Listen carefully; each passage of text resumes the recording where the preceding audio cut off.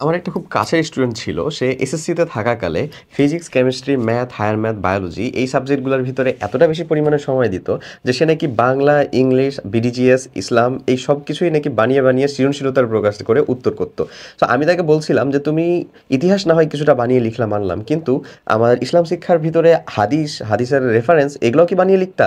আ তার উত্তরটা আসলে নীরবতা ছিল। সো নীরবতা যে একটা সম্মতির লক্ষণ আমরা খুব ভালো মতন বুঝি এবং সে বোধহয় এই কাজটাই করত।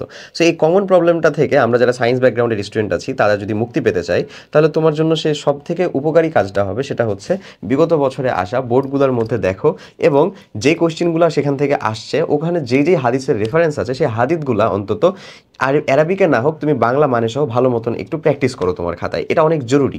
দেখো তোমার এইচএসসি পরীক্ষার জন্য সায়েন্সের সাবজেক্টগুলো থেকে মার্ক আসাটা যতটা জরুরি ঠিক একই রকমভাবে নন সায়েন্সের সাবজেক্টগুলো থেকেও মার্ক আসতেই হবে, এটাই বাস্তবতা।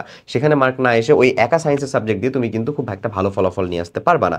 সো তুমি যদি হাদিস যেগুলো আসছে সেগুলাকে, সব হাদিস না, যেগুলো হাদিস বিগত বছরের বোর্ড পরীক্ষার ভিতরে চলে আসছে সেগুলোকে অ্যানালাইসিস করে সুন্দর মতন যদি একটা বারবার প্র্যাকটিসের মাধ্যমে সেটার ভিতর থেকে একটা দক্ষতা অর্জন করতে পারো তাহলে আশা করা যায় যে রিলিভেন্ট হাদিস দিয়ে হলেও তুমি সুন্দর মতন উত্তর করে আসতে পারবা। এবং জাস্ট রিমেম্বার, তোমার আমার হাদিসের রেফারেন্স ভুল হলেও যিনি স্যার খাতা দেখছেন তার হাদিসের রেফারেন্স কিন্তু ভুল না।